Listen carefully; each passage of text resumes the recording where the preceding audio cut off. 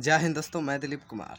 आज हम लोग पढ़ेंगे क्लास 10th के पहला चैप्टर प्रकाश के परावर्तन का यह दूसरा वीडियो है।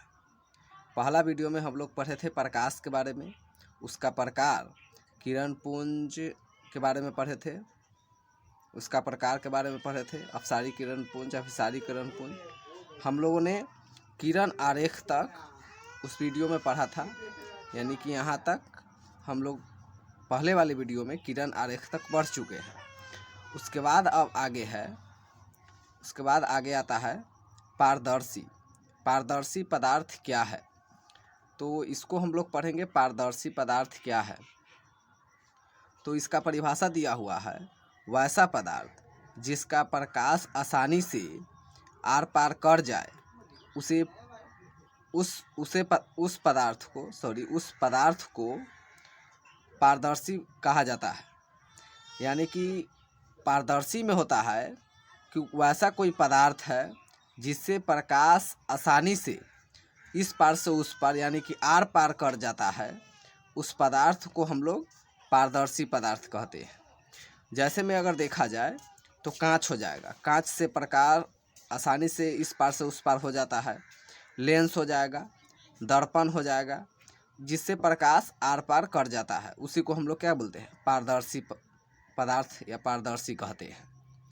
उसके बाद इसमें आता है अपारदर्शी पदार्थ। एक होता है पारदर्शी पदार्थ जिससे प्रकाश आर पार कर जाता है, अब दूसरा है अपारदर्शी पदार्थ। तो इसका परिभाषा होगा, वैसा पदार्थ जिससे प्रकाश आर पार नहीं करता है, उस पदार्थ को अपारदर्शी पदार्थ कहा जाता है। जैसे में अगर देखा जाए तो लकड़ी, पत्थर, दीवार इत्यादि, यानी कि कहने का मतलब है कि लकड़ी से प्रकाश आर पार नहीं होता है, पत्थर से नहीं होगा, दीवार से भी नहीं होगा। तो इस सब पदार्थ से प्रकाश आर पार नहीं होता है, उसको हम लोग अपारदर्शी कहते हैं। उसके बाद आता है पारभासी। पारभासी में है, इसका परिभाषा है कि वैसा पदार्थ जिससे प्रकाश हल्की हल्की यानी कि पूर्ण रूप से नहीं, हल्की हल्की आर पार करे, उसे पारभासी कहते हैं। जैसे में देखा जाए तो तेल से लगा हुआ कागज में प्रकाश पूर्ण रूप से पार नहीं होता है, हल्की हल्की पार हो जाता है, तो उसको हम लोग पारभासी कहते हैं, पारभासी पदार्थ कह सकते हैं। अब इसके बाद आगे क्वेश्चन आता है प्रकाश का परावर्तन। तो चलिए, इस चैप्टर का वह सबसे महत्वपूर्ण क्वेश्चन है प्रकाश का परावर्तन, उसको हम लोग अच्छी तरह से देखेंगे, समझेंगे। तो अब आ गया है प्रकाश का परावर्तन। प्रकाश का परावर्तन इस चैप्टर का, प्रकाश के परावर्तन का इस चैप्टर का महत्वपूर्ण क्वेश्चन है, VVI क्वेश्चन है। यह क्वेश्चन बोर्ड में पूछा जाता है, अनेक बार पूछा भी गया है। तो इस क्वेश्चन को हम लोग चित्र द्वारा समझेंगे और इसकी परिभाषा देखेंगे। तो पहले हम लोग चित्र में समझेंगे इस क्वेश्चन को। तो इसमें कहने का मतलब है यहाँ पर परिभाषा से समझ लेते हैं, परिभाषा द्वारा चित्र को समझ लेंगे। जब प्रकाश के किरण किसी चिकनी या चमकीली सतह से टकराती है, क्वेश्चन में कह रहा है, परिभाषा में कह रहा है, जब प्रकाश के किरण किसी चिकनी या चमकीली सतह से टकराती है तो पुनः उसी दिशा में वापस लौट जाती है। यानी कि ये प्रकाश के किरण, ये जो है, ये प्रकाश के किरण आ रहा है और यह चिकनी यानी कि यह समतल जो चिकनी या चमकीली सतह से टकराकर यह पुनः उसी दिशा में वापस लौट जाता है। यहाँ से प्रकाश आ रहा है और यह समतल दर्पण पर समतल सतह पर टकराकर, चिकनी या चमकीली सतह पर टकराकर यह पुनः उसी दिशा में वापस लौट जाती है। तो उसी दिशा में वापस लौट जाती है। अतः वापस लौटने की इस घटना को प्रकाश का परावर्तन कहा जाता है। तो यहाँ पर देखिए, वापस लौट कर यह कौन सा किरण आ रही है, जो किरण किसी चमकीली या चिकनी सतह से टकराएगी तो वह किरण होता है आपतित किरण। कौन सा किरण होता है, आपतित किरण।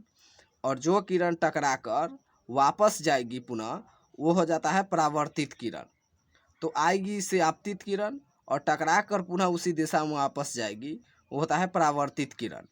तो इस दोनों किरण के बीच में जो यह कोण बनता है, इसको हम लोग अभिलंब कहते हैं, जिसको एन द्वारा सूचित करते हैं, इसको हम लोग अभिलंब कहते हैं। तो ये दोनों किरण के बीच में जो कोण है ये अभिलंब है। और अभिलंब और परावर्तित किरण के बीच में जो कोण बनता है उसको हम लोग परावर्तन कोण कहते हैं। अभिलंब और परावर्तित किरण के बीच में जो कोण बनता है उसको हम लोग परावर्तन कोण कहते हैं। और आपतित किरण और अभिलंब के बीच में जो कोण बनेगा उसको हम लोग आपतन कोण कहेंगे। तो बस चित्र में यही इतना है। और इसका परिभाषा हो जाएगा कि जब प्रकाश की किरण किसी चिकनी या चमकीली सतह से टकराती है तो पुनः उसी दिशा में वापस लौट जाती है। अतः वापस लौटने की इस घटना को प्रकाश का परावर्तन कहा जाता है। अब प्रकाश के परावर्तन के नियम भी है कुछ, तो इसको देखते हैं। जब प्रकाश की किरण किसी चिकनी या चमकीली सतह से टकराती है तो पहला नियम आता है। पहला नियम है इसमें, आपतित किरण, परावर्तित किरण तथा आपतन बिंदु पर डाला गया लंब तीनों एक ही तल में होता है। और दूसरा नियम, आपतन कोण सदैव परावर्तन कोण के बराबर होता है। आपतन कोण सदैव परावर्तन कोण के बराबर होता है, अर्थात आपतन कोण बराबर परावर्तन कोण, यानी कि बराबर होता है तो बराबर हो जाएगा परावर्तन कोण। आपतन कोण को हम लोग आई से सूचित करते हैं, परावर्तन कोण को हम लोग आर से। तो आई बराबर भी आर लिखा जा सकता है। इसके बाद आगे क्वेश्चन आता है। अब क्वेश्चन आता है प्रकाश के परावर्तन से संबंधित कुछ परिभाषा, यानी कि उसका नियम जान लिए, उसके बारे में जान लिए। अब उसके बारे में कुछ परिभाषा दिया गया है, उसको जानते हैं। तो इसका परिभाषा है, प्रकाश के परावर्तन से संबंधित कुछ परिभाषा इस प्रकार है। तो पहला हो जाएगा आपतित किरण। तो इसको देखते हैं कि किसी सतह पर पड़ने वाली किरण